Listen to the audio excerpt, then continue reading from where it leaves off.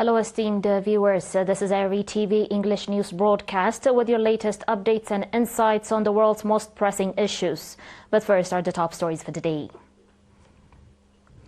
In your domestic reports, in its 18th commencement, Hamil Malo College of Agriculture conferred first degrees and diplomas to 200 graduates, including 52.5% of female students.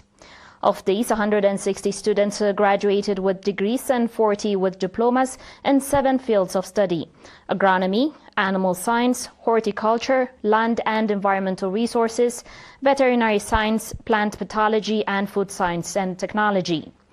Speaking on the occasion, Professor ERi-TV, Dean of the College, expressed his expectation that the graduates will play a significant role in ensuring nutritious food and contributing to national economic development with the knowledge they gained during their studies. He also encouraged the graduates to upgrade their knowledge practically in the workplace and called on the relevant institutions to support them. The guest of honor, Mr. Tesfai Gebreselassie, Minister of Land, Water and Environment, urged the graduates to play an active part in efforts to ensure food security for all and everywhere. A representative of the graduates, expressing gratitude for the educational opportunity, affirmed their commitment to living up to the expectations of the people and government who supported their academic journey. At the event, outstanding students were awarded medals of recognition. Since its establishment, Hamil Malo College of Agriculture has graduated 6,791 students in various fields of study. In other news, the Department of Agriculture and Land in the Central Region has announced that extensive water and soil conservation activities will be conducted with the participation of the public, administrations, ministries, members of the Defense Force, national associations and students. According to Engineer Abel Weldegaber, representative of the Office of Water and Soil Conservation Program, commendable achievements were registered in the first half of 2025. These included the construction and renovation of terraces and water catchment schemes, building of micro dams, and the planting of tree seedlings in the villages of the subzones of Serajaa, Berrikh, and Galanefhi.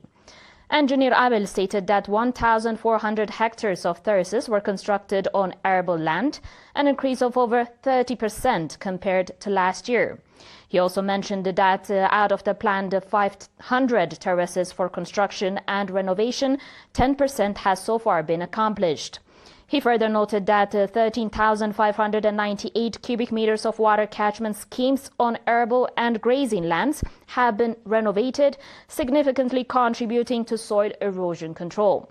Additionally, Engineer Abel indicated that more than 1,500 hectares in the Central Region are currently being cultivated using irrigation. The viewers will be back shortly with your international reports and more. Stay tuned.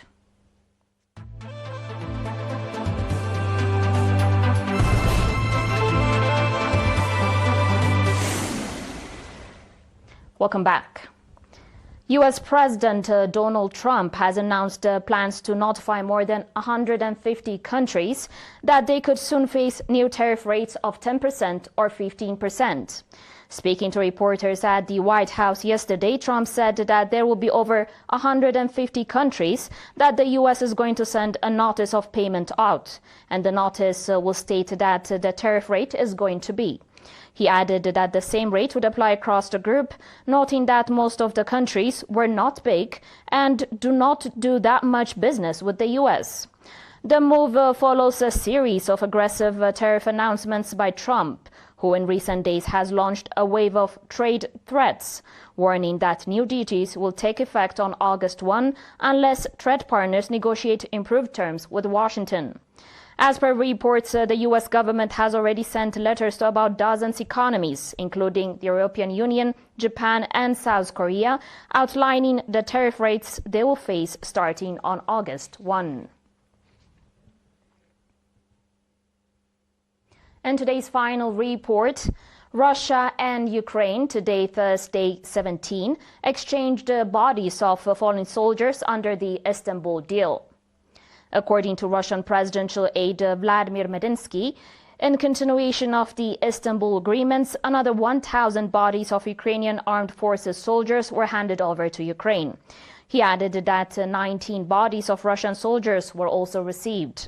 During their last round of talks on June 2, Russia and Ukraine agreed on all-for-all exchange of seriously ill and wounded prisoners and soldiers under the age of 25, as well as the transfer of the bodies of fallen soldiers.